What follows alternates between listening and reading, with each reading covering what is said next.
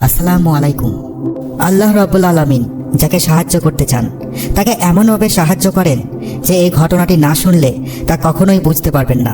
ঘটনাটি একটি মহিলার কাছ থেকে শোনা। তিনি ঘটনাটি ঠিক এইভাবে বলেছেন, আমার স্বামী কোনো এক কারণবশত আমায় ছেড়ে অনেক দূর চলে যায়। আমি অনেক কষ্টে দিন কাটাতে থাকি। সেই সময় আমি একটি অল্প বয়সের বাচ্চার মা। তখন আমার কাছে আমার বাবা থাকতেন। বৃদ্ধ বাবা অনেক অসুস্থ ছিলেন। আমাদের অনেক কষ্টে জীবন কাটাতে হতো। ঠিকমতো খাবারও জুটত না আমাদের। যদি দুপুরে কোনোভাবে খাবার পেতাম তবে রাত্রে আমাদের না খেয়েই ঘুমিয়ে পড়তে হতো। ভালোভাবে খেতেও পেতাম না আমরা। অনেক অভাবী সংসার, তবুও ধৈর্য সহকারে আমি যে কোনো অবস্থায় আল্লাহর শুকরিয়া আদায় করতাম। কোনোভাবেই আমি নিরাশ হতাম না। এভাবেই চলছিল আমাদের জীবন। হঠাৎ এক রাত্রিতে আল্লাহ আমাদের এমন পরীক্ষার মধ্যে ফেলে দিলেন যেটা এর আগে কখনোই এই ধরনের পরীক্ষার মধ্যে ফেলেননি। আমার ছোট্ট মেয়েটির রাত্রে ভীষণ জ্বর আসে। জ্বরের পরিমাণ এতই বেশি ছিল যে মনে হচ্ছিল তার শরীর পুড়ে যাচ্ছে। মেয়ের চিন্তায় আমি এবং আমার বাবার খিদেও ভুলে গেলাম।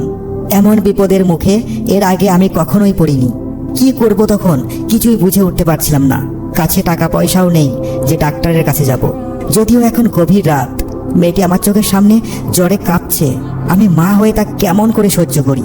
তখন আমার আল্লাহ রাব্বুল আলামিনের কথা স্মরণ হলো। আল্লাহ তাআলা বলেছেন, আমি অবশ্যই তোমাদেরকে কিছু না কিছু দিয়ে পরীক্ষায় ফেলবো।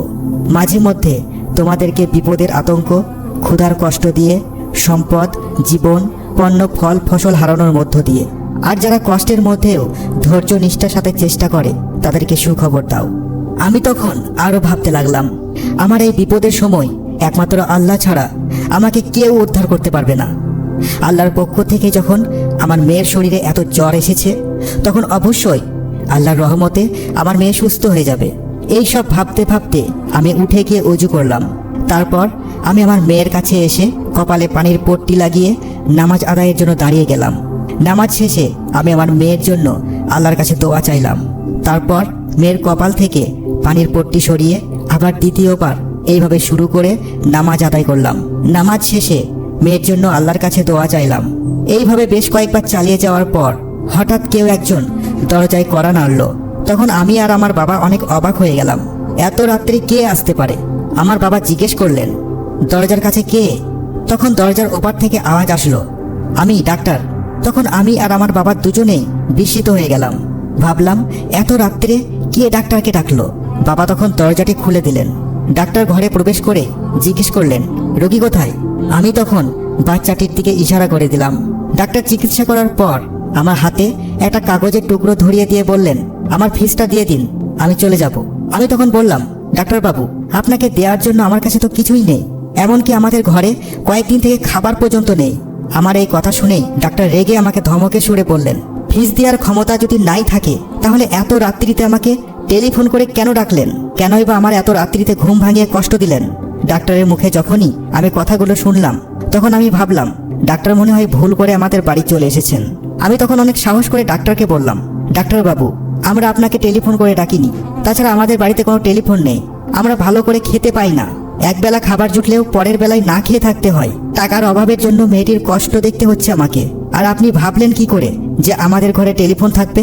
এই কথা শুনে ডাক্তার আমাকে বললেন, আচ্ছা তাহলে কি এটা অমুকের বাড়ি নয়? আমি উত্তর দিলাম, জি না, এটা অমুকের বাড়ি নয়। অমুকের বাড়ি তো আমার বাড়ির পাশেই। আপনি মনে হয় ভুল করে চলে এসেছেন।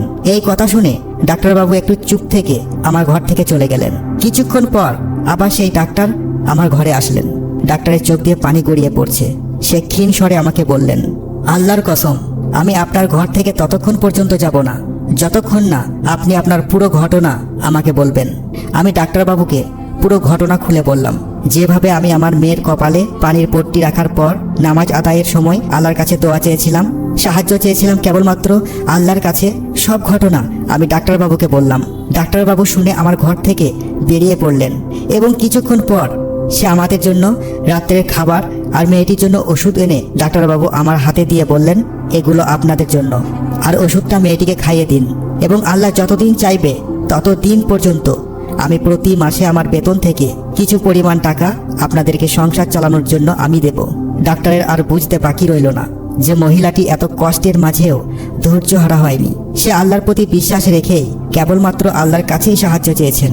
তাই আল্লাহ এই মহিলার প্রতি খুশি হয়ে প্রতিদান স্বরূপ আমাকে পাঠিয়েছেন।